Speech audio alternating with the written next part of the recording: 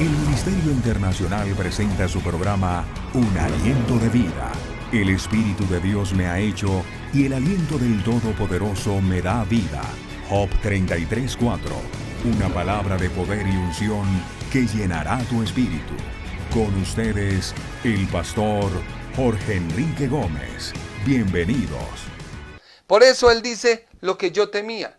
Job, ya su mente, su conciencia e inconsciencia, porque digamos la inconsciencia de Job, de una ya asimiló, vino con una noticia mala. Resulta que viene otro con otra noticia mala. Y resulta que ahora me sale otro con una noticia mala. Inmediatamente uno dice, ¿qué más me puede pasar? Sigamos leyendo versículo 18. Entre tanto que estaba hablando, vino otro que le dijo, tus hijos y tus hijas estaban comiendo y bebiendo vino en casa de su hermano el primogénito.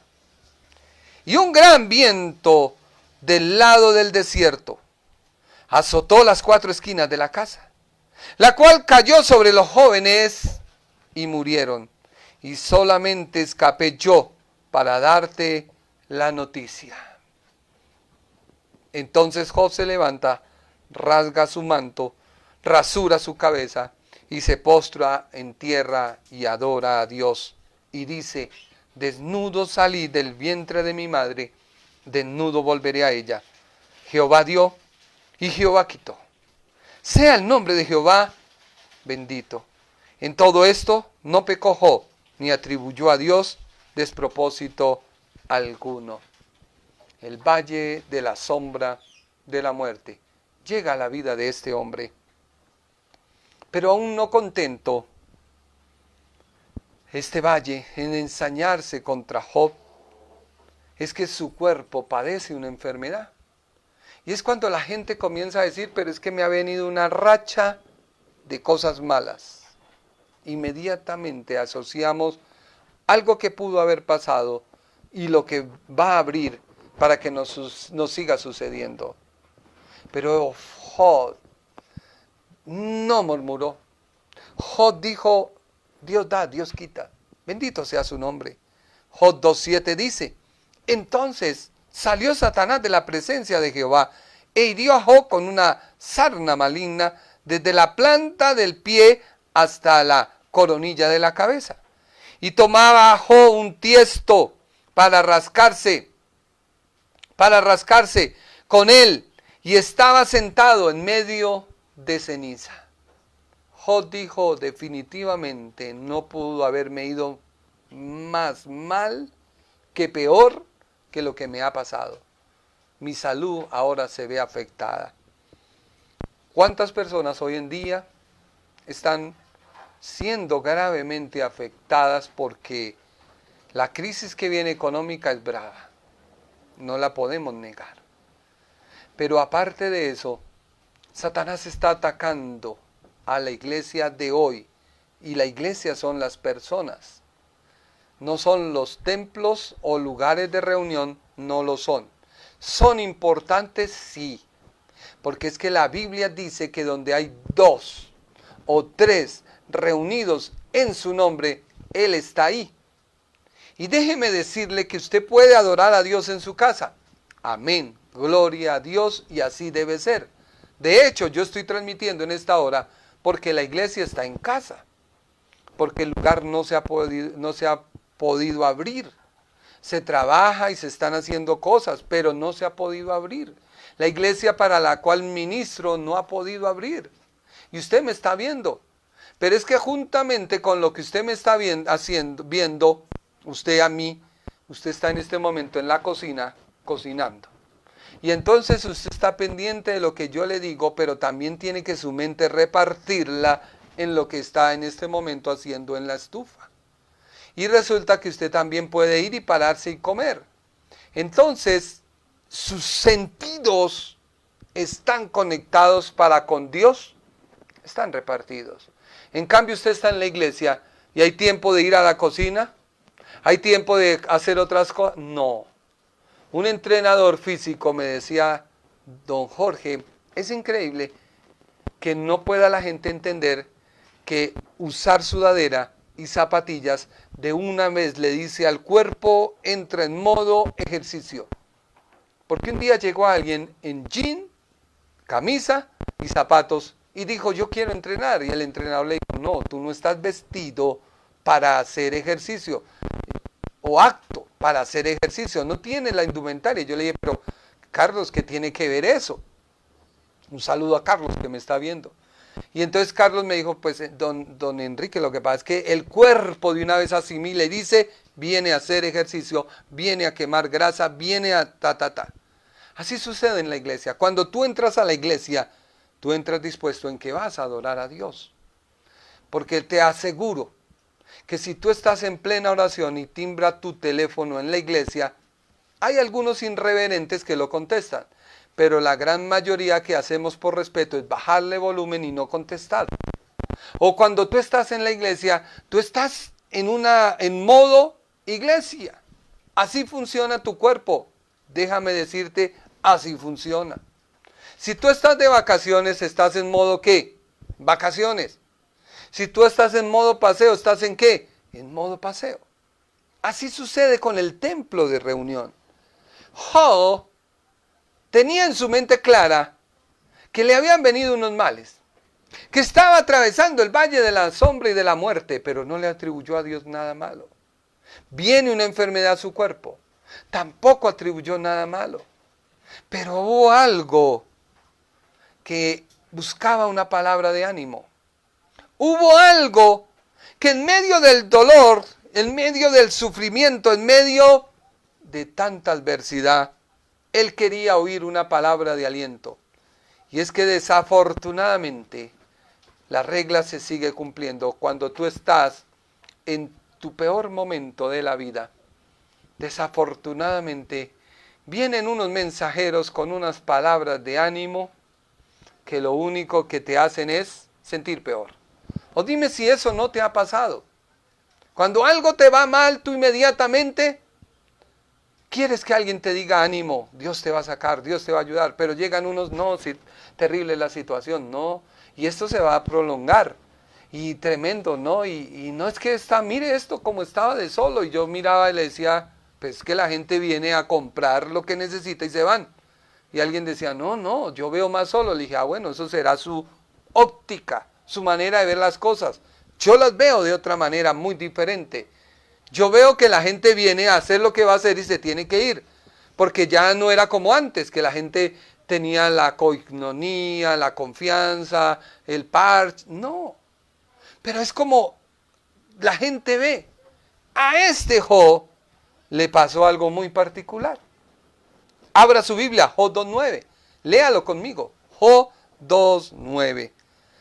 Perdió sus ganados, perdió su economía, perdió sus hijos, su cuerpo enfermo, y solo le faltaba otra cosa. Job 2.9. Entonces le dijo su mujer, ¿aún retienes tu integridad? Maldice a tu Dios y muere. Esta es la actitud de la gran mayoría de personas que saben que tú eres creyente. ¿Acaso dónde está su Dios? O cuando uno está pasando el valle de la sombra y de la muerte, déjeme decirle, yo sé qué es eso, porque lo vivimos con mi esposa. Amargamente duramos 3 años pasando un valle, un dolor tan intenso que no encontrábamos solución. Todo se cerraba y lo poco que no se cerraba se dañaba y lo poco que no se dañaba se destruía y lo poco que no se destruía, y pasábamos ese valle. Y mucha gente nos decía, es que tú estás en pecado, es que tú estás, y es que tú... Y esta mujer religiosa le dice, ¿dónde está su Dios? Y es que el primero en atacarle a usted es su mente, su alma. Dice el salmista que él lloraba y esas lágrimas lo acusaban y le decían, ¿sí ve dónde está su Dios? Somos testigas de lo inclemente que es Dios. Hasta eso sucedía. Y esta mujer le dijo, ¿aún retienes tu integridad? Maldice a tu Dios y muere. Y él le dijo, ¿cómo suele hablar cualquiera de las mujeres fatuas has hablado? O sea, como las demás, como el mundo. Por eso cierra tus oídos cuando algo en tu vida no esté bien. Ciérralos, cállate. Porque hay gente que viene y en cambio de ser una fortaleza, son como aquellos que les gusta ver la herida y meterle el dedo a ver si verdaderamente le duele.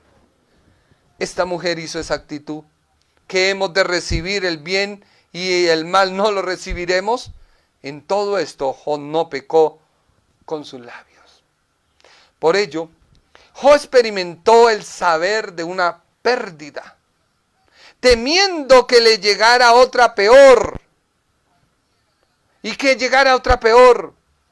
Y por eso fue que él escribió en Job 3:25. Lo que yo siempre había temido me ocurrió. Se hizo realidad lo que me aterrorizaba. No tengo paz ni tranquilidad. No tengo descanso. Solo me vienen dificultades. Es un momento de reflexión. Es un momento de mirar con objetividad esto que ha sucedido. Esto que ha sucedido nos ha puesto a todos en el mismo nivelcito. Ricos y pobres, pobres, ricos, pastores, ovejas, jefes de Estado, ciudadanos, etc. Todo el mundo estamos a un nivel. Pero ¿qué es lo que hay dentro de ti? Quizás tú te unes a voces de lamento y de dolor. Job llegó a decir que no tenía paz, que tenía turbación, refiriéndose no a su condición anterior, sino al comienzo de sus pesares. No tengo reposo. Mis amigos también comenzaron a juzgarme. ¿Y no fueron los amigos los que le decían, tú pecaste? ¿Tú hiciste algo malo? ¿Tú hiciste esto? Y fue tan duro el escarnio que Job no encontró otro motivo de su discusión y empezó a decir, oh Dios, ¿por qué? Y Dios comienza a hablarle y a mostrarse verdaderamente cómo Él es de poderoso para restaurarte en medio del dolor. Yo te invito a que tú mismo te examines y tú mismo medites todo esto a qué te está llevando. ¿Será que Dios lo está permitiendo para que verdaderamente la iglesia se humille delante de su presencia? ¿Para que ya dejemos de comercializar el evangelio? ¿Para que verdaderamente hablemos de que en solo Jesucristo hay salvación? ¿Solo en Jesucristo hay restauración? Y que nuestro paso por esta tierra es efímero. Este paso es un paso de incertidumbre, un paso en el cual el más robusto llega a 90, 100, 110 años. El más robusto, el más fuerte. Pero tu eternidad, ¿a dónde la vas a pasar? ¿Dónde vas a estar en tu eternidad? Esto pasó en la vida de Job. Pero viene otra clase de temor. Y esta misma palabra, yared, palabra hebrea, tiene su aplicación que significa tener miedo de algo o de alguien que hace sentir una profunda admiración por alguien que es más grande que él. Y vamos con un ejemplo de lo que es y lo que debe ser hoy tú y yo. Éxodo 1:7 dice la Biblia, pero sus descendientes, los israelitas, tuvieron muchos hijos y nietos. De hecho, se multiplicaron tanto que llegaron a ser sumamente poderosos y llenaron todo el territorio. ¿De qué te estoy hablando? Te estoy hablando de que cuando José ocupa el cargo de gobernante y logró entender los tiempos y las sazones que venían para Egipto y logró llevarlas bajo la autoridad de Dios, no la suya, sino bajo la autoridad de Dios, y comentarle al faraón lo que venían en los tiempos, y los entendió, empezó a hacer en Egipto una provisión. Esta pandemia nos tiene que enseñar que debemos tener provisiones y no vivir del día a día. Tú tienes que ser una persona ordenada, y cuando Dios te permita, y Dios te lo va a permitir si tu fe está en Él, comienza a hacer un ahorro para una eventual situación como la que se vivió. Es increíble hoy ver cómo empresas de gran nombre cerraron sus empresas hoy. Creo que lo hizo la Nissan y la Renault. La Renault despidió a 15,000 empleados porque nos acostumbramos a vivir del día a día. Yo trabajo, me gano 30,000 y eso es lo que a veces sucede en nuestro comercio. Por eso uno a veces no entiende cómo personas que no pagan un arriendo, una administración, no pagan una seguridad social, no pagan una carga prestacional, cogen un producto y van y lo llevan, y con 30,000 que se ganen, con eso tienen. Y listo, porque es que hay otro día en el cual me puedo ganar otros 30,000 y listo, y vivo de mi día a día. Esto nos invita a reflexionar, nos invita a meditar. José se dio cuenta y José le dijo al faraón: vienen 7 años de abundancia. Hay que provisionarnos, hay que hacer los graneros, hay que hacer esto, hay que hacer aquello, porque vendrán 7 años de vacas flacas. O sea, fue entendido. Su padre y sus hermanos vivían del día a día. Supuestamente ellos, pastores de ovejas, vivían nómadas. Tuvieron el hambre y el hambre les tocó su puerta. Muchos creyentes viven del día a día y cuando llega el hambre, toca sus puertas. Así que en primer lugar hay que pedirle perdón a Dios por no ser una persona entendida y objetiva en la vida. Hay que tener unos ahorros, hay que tener una provisión, porque el día de mañana no sabemos qué pueda pasar. No podemos quedar ilíquidos porque queremos adquirir algo y metemos todos nuestros recursos, y si llega a suceder algo, pues la persona quedó con la deuda, más la casa, más lo que sea, y sin recursos. No, hay que ser entendidos, hay que buscar la manera de adquirir las cosas, pero tener una base de ahorro. José, gobernador, trae a su pueblo, a su padre, sus hermanos, y entran a Egipto. Sucedió el tiempo, e Israel se mezcló con la ciudad pagana Egipto, y empezó a crecer y a crecer. Muere José y muere el rey. Entra un nuevo rey que no conocía qué había pasado con José, ni había pasado antiguamente, y se dio cuenta de que los israelitas estaban multiplicándose, estaban creciendo más y más y más. Y hay otra cosa que también debemos entender. ¿Por qué hoy no dejan abrir las iglesias? ¿Por qué hoy no dejan abrir los templos? Se supone que los templos es un lugar donde la gente es sana. Se supone que los templos es un lugar donde está la presencia de Dios. Porque también hay otra cosa. Y esa cosa fue la que vio el rey, instruido o dirigido o guiado por Satanás. Y es la guerra de simientes. No se le olvide Génesis 3:15. Dice la Biblia: haré que tú, le dijo a la serpiente, y la mujer sean enemigas. Pondré enemistad entre sus simientes y los tuyos. Un hijo suyo te aplastará la cabeza, Jesús, y tú le morderás el talón. Esa guerra de simientes también Satanás la vio en Egipto, cuando el pueblo se contaminó y empezaron a adorar a otros dioses y se empezaron a portar mal, y Dios los llevó a la cautividad. los llevó a la cautividad.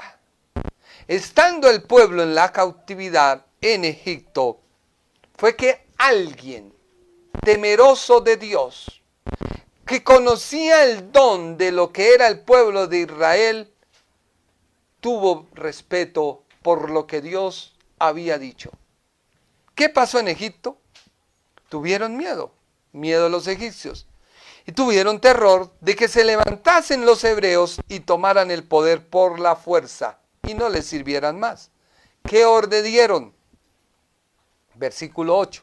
Tiempo después subió al poder de Egipto un nuevo rey que no conocía nada de José ni de sus hechos. El rey le dijo a su pueblo: miren, el pueblo de Israel ahora es más numeroso y más fuerte que nosotros. Tenemos que idear un plan para evitar que los israelitas sigan multiplicándose. Si no hacemos nada, estallará una guerra. Se aliarán con nuestros enemigos, pelearán contra nosotros y luego se escaparán del reino. Por tanto, los egipcios esclavizaron a los israelitas y les pusieron capataces despiadados a fin de subrogar los medios de trabajo forzados. Los obligaron a construir las ciudades de Pitón y Ramasés como centros de almacenamiento para el rey. Sin embargo, cuanto más los oprimían, más los israelitas se multiplicaban y se esparcían, y tanto más se alarmaban los egipcios. ¿Por qué? Porque Israel era un don de Dios. Ellos sabían que era un don de Dios. Cuando tú sepas lo que hay dentro de ti, nuestra nación podrá cambiar. Nuestro país podrá cambiar. Pero a veces tomamos malas decisiones y dimos un poder a alguien que detesta la iglesia. Porque hoy se ha dado por parte del presidente la instrucción que solo los alcaldes podrán determinar qué abren o qué no abren. ¿Y la iglesia cristiana en Bogotá en manos de quién quedó? Tú diste tu voto y quizás miraste tus proyectos y quizás miraste sus cosas. No estoy desvirtuando a la persona, estoy hablando del poder que hay en ella y se mueve en ella para afligir a la iglesia. Y la iglesia no es entendida. Atacamos y atacamos a la persona cuando la persona ni siquiera tiene la culpa. Son los poderes que se mueven detrás de ella, que la usan. Y eso es lo que la iglesia no ha atacado en oración. Yo no estoy diciendo hagamos a través de la internet una campaña en contra, no. Estoy diciendo hagamos a través de la internet una cadena de oración para destruir los demonios que oprimen a la iglesia por el liderazgo de una mujer alcaldesa en su condición. No estoy atacando, ni quiero que se ataque porque está mal. Hay que respetar a las personas, pero la parte espiritual se ataca con oración y no difamación.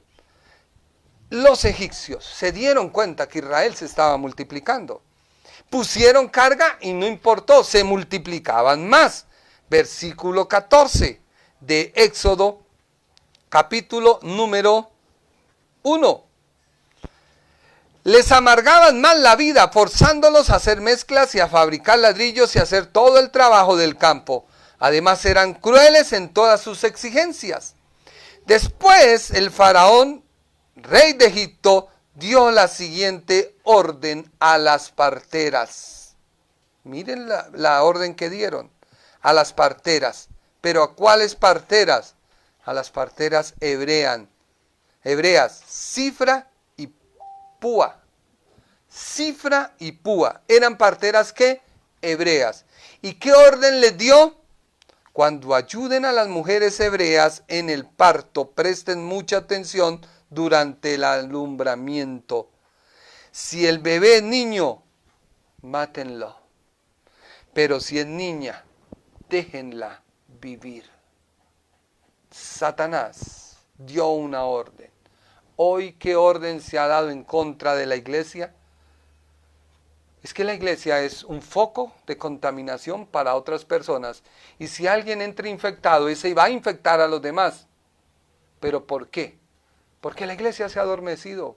Porque a la iglesia lo único que le importa es la plata. Porque a la iglesia lo único que le importa es mostrar lo que el pastor tiene. Tiene el último carro. ¡Ay, qué bendición, mi amado! Hemos perdido el enfoque. Hoy Dios te llama a través de esta predicación a decirte, volvamos al primer amor. Volvamos a la iglesia de poder, a la iglesia de oración, a la iglesia de ayuno, a la iglesia de búsqueda. El Ministerio Internacional presentó su programa Un Aliento de Vida. Venid a mí los que estáis trabajados y cargados, y yo os haré descansar. Mateo 11:28. Un aliento de vida. Una palabra de poder y unción que llenará tu espíritu.